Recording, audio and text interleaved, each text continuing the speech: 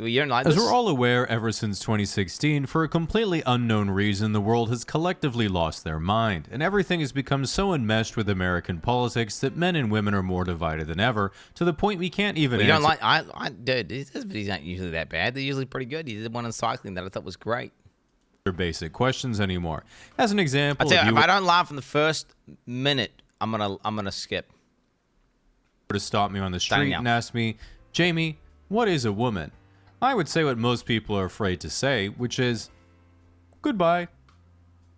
In undergirding American social politics, we have... Yeah, I got it. They got a vagina. Boom.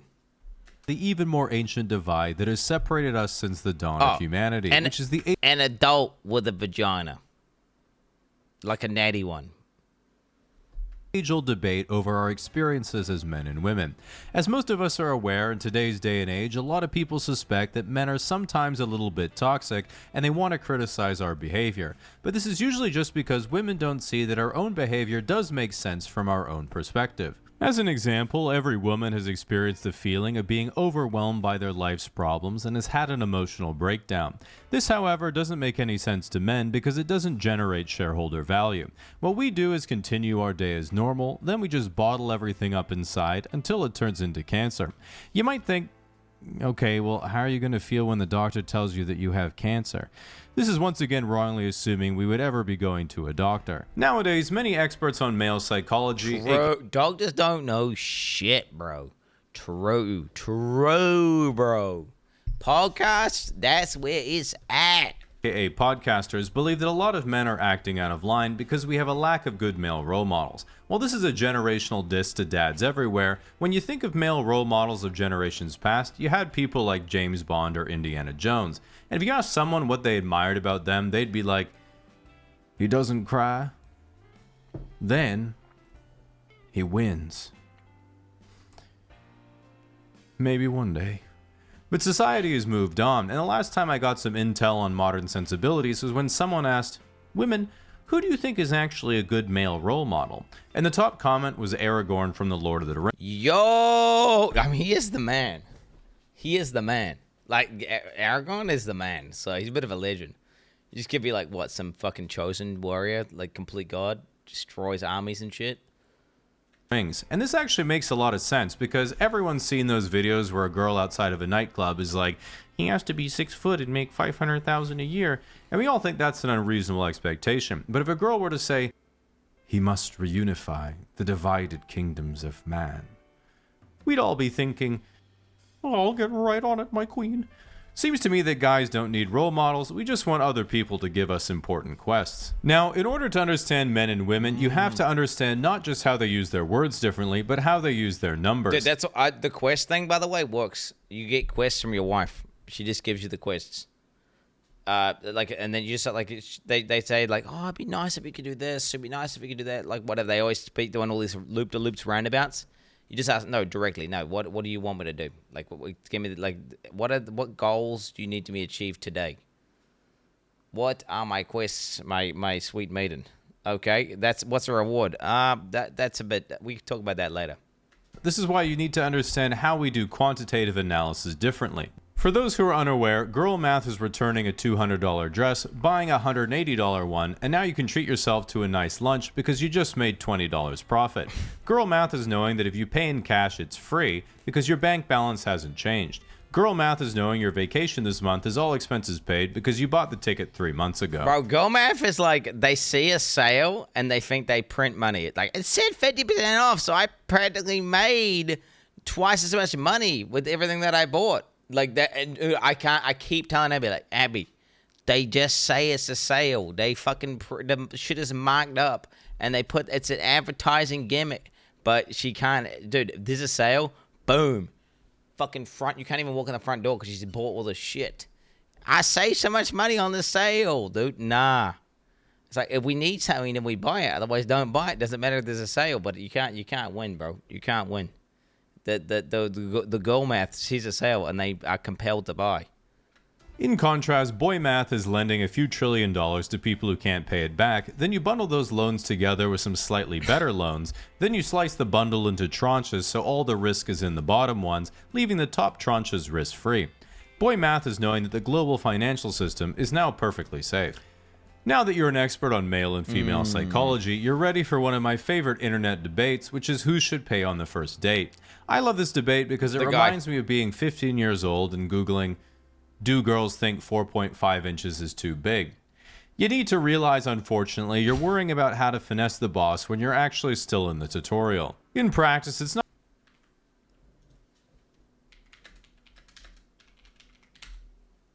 9 inches, bro. Get the fuck out of here. Get the fuck out of here. not really a philosophical problem of egalitarianism, chivalry, or social reciprocity. It's more like assessing what your date is accustomed to and where you should go from there. Like if you're on a date with a Dutch guy and he says, "Oh, this is a really good burger. Do you want to try?" And you say, "Sure. Want to try mine?" And he's like, "No." Not only will your feelings be hurt, you will also be getting invoiced €1.12 for your insufferable greed. Now, as a late-stage millennial who is that what they do in Deutschland? Wait, is Dutch? Wait, what are the Netherlands? Wherever the fuck Dutch people live? Is that what they do there? Hey, shit. Yeah, nah. See, here in New Zealand, you just expected to pay if you're the guy. That's just how it works. If you're the guy, you pay for the date. Okay. Yeah. Why are Dutch people not from Deutschland? By the way, like there's a literal Dutchland, and they don't even from there. Like it fucking doesn't make any sense. dodge the crying, laughing generation, but will still be wearing ankle socks when I'm in my casket. One of the more interesting cultural shifts in urban Gen Z is the extremely negative attitude towards age gaps in relationships. Back in my day, if a 20-year-old model was dating a 50-year-old movie producer, everyone was like, "Yeah, it's pretty weird, but obviously he wants a hot girlfriend and she'd rather have a luxurious lifestyle than work the tar sands in Alberta." Well, that's pretty extreme. Gen Z is so panicked about age gaps in predatory relationships that my 21-year-old niece was like, "So before you meet my boyfriend, there's a bit of an age gap, so I hope it's not weird." And I was getting excited to meet Leonardo DiCaprio, and then she was like, "He's 25. Like my sister in Christ, neither of you have ever burned a CD even once in your life. They're retarded, bro. They're actually retarded. Motherfuckers like that are actually retarded. You're actually retarded. Like, I'm telling you, the internet is brick people. The internet is brick people. They've warped their perception of reality. What was the worst you were expecting me to think? That he files his taxes on an iPad? It seems this is pretty much an exclusively teen and early 20s opinion, because when I ask women I know who are 35 what they think about a 10-year age gap, they're usually like, "Yeah, Jamie, that's like the only people who hit on me, so I guess that's my dating pool." And I'm like, "So you only date 45-year-olds?" And they're like, "Oh, God, no. Ew." While my microfeminism could use some work, you'd think that the struggles of our youth between the boys and girls would end there, but sadly it isn't the case, and confusion continues deep into actual relationships. As an example, we all know the classic girlfriend question, "Would you still love me if I were a worm?" Now, the honest answer here is obviously not, but that's not what you're supposed to say. What you're supposed to say is, "Yes, of course, I'd put you..." I was thinking I would just fucking put her in a worm sanctuary and then get a new wife, right? Like have like a little what do they call those things? Little terrarium, worm terrarium, right? And well, because she doesn't have a brain anymore, right? So she's basically dead, but still technically alive in the worm. So you just have her in there in the terrarium, right? You just get, It's ultimately what make it. In a little jar with some dirt and take you with me wherever I go so we could see the world together. Does she, unless she's going to defy physics and somehow her shrunk brain isn't going to be brain damaged, she's actually going to have to comprehend what's happening. If she's still a full-on human being somehow by the power of magic, well, that'd be weird. That'd be weird. I mean, you can't, wait. What are you gonna do with a worm, bro? Like, what the fuck? How does that even work? How can she like look after the kids? How can you can't? How can you do conolingus? Was that how none of the stuff works. Did I be too worried about like just like damaging? You squeeze the worm to her and then sorry you're dead. Doesn't make any sense. The reason girls like this is because it lets her know you're not going to fight in the future, as you've demonstrated you're willing to say absolutely anything to get out of a conversation. And this brings us to the final boss of the culture war between men and women, which is the eternal question, would you rather be stuck in the forest with a random bear or stuck in the forest with a random man? And every girl online and every girl I know in real life has said, well, obviously the bear. Huh? This makes absolutely no sense to any guy because we're thinking, well, the average bear has like a 30% chance of wanting to kill me, and the guy has like a 0.5% chance of wanting to kill me. And if he doesn't, we can actually help each other. What, you team up, right? Yeah. What the fuck? Are you kidding me? That's more manpower. You dude, what the fuck? That's so stupid. What can a fucking bear do? What can a bear do?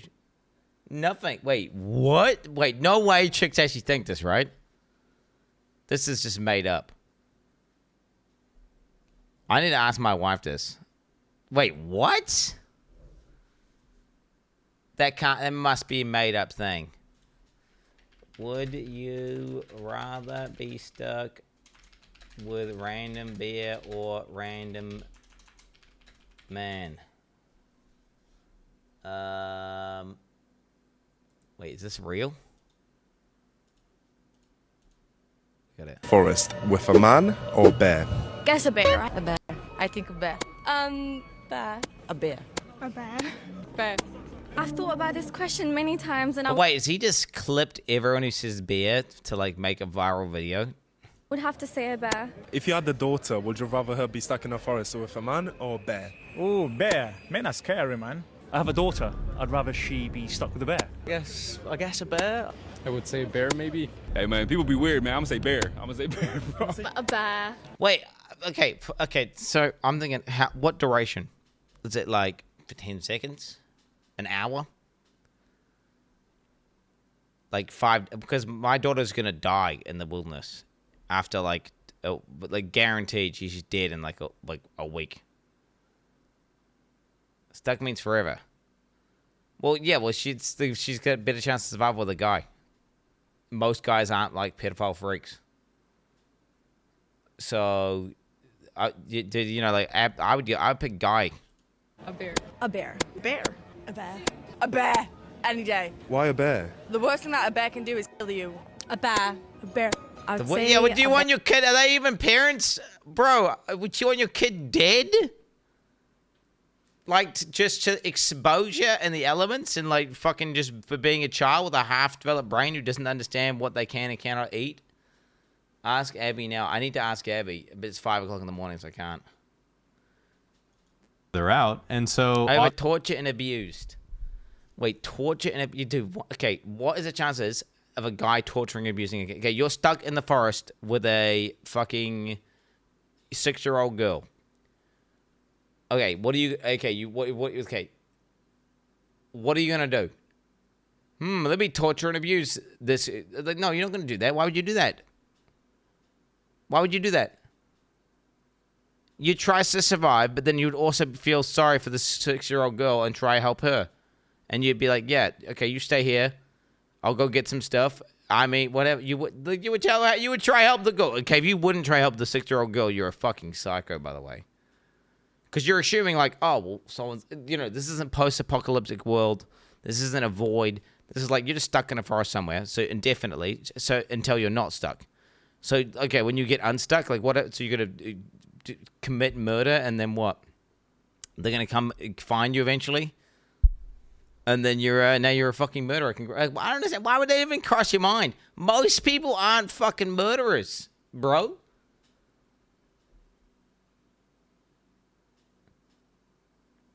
I don't understand this at all. On top of that, most bears aren't just going to kill people for no reason. But the bear can't help you, whereas a guy can help you. obviously I'll pick the man. Every girl then rolls their eyes and says, Jamie, imagine instead of a random man, it was a 6'4" burly gay guy instead. And I'm like, wow, okay. Like, He's yeah, strong. that exactly proves my point, because that doesn't change anything. I'm still choosing the bear. Wait, fuck. Hold on. Hold on. Now, at the end of the day, I'm pretty sure men and women actually do like each other deep down. It's just a lot of people on the internet have been hurt before and are airing their grievances. Bro, isn't it better if it's a gay guy who's jacked and huge? Like, he's jacked and huge, so he's going to be super good at fucking doing stuff. He must be doing physical stuff all the time. He probably has wilderness knowledge anyway. On top of that, he's gay, so then he's going to be into you. So then because he's trying to into you, he's trying to hit, right? And if he's trying to hit, well, he's going to be more likely to help you and be nice to you, right? A like-minded audience. This is exemplified by the time I saw an Instagram reel that was like, all right, men, say one thing you appreciate about women, and women, say one thing you appreciate about men. Honest answers only. Okay, wait. All right, men, say one thing you appreciate about women. Honest answers only. Okay. Fuck, I immediately thought titties. That's bad, right? I immediately thought, okay, titties. The gift of being up to, like, childbirth. That's the second thing I come up with. Instantly on my brain just went titties, but then I went to childbirth. So that's where I would go with. You'll fuck? Is that good? Well, I guess titties is just childbirth. So technically I went childbirth to childbirth, didn't I? Because titties is like, well, that's nurturing a child. The reason why we appreciate nice breasts, by the way, is because nice breasts signal that they would be good at bearing children because they're about to basically nourish the kids. Okay, so it's one of these things where both things were breeding and breeding. So yeah, breeding. And a girl commented, I really like how my man makes me feel safe and cherished, like I can just be myself with him without being anxious or self-conscious. Then a guy commented, well, I think women are the whole point. All my ambitions are to make the world better for any woman I hope to meet in my life, to be better for her, to make the world safer for her, to make a better future for our kids if that ever happens. There'd be no point without women. Then above all those comments was a random guy who said, their big cock.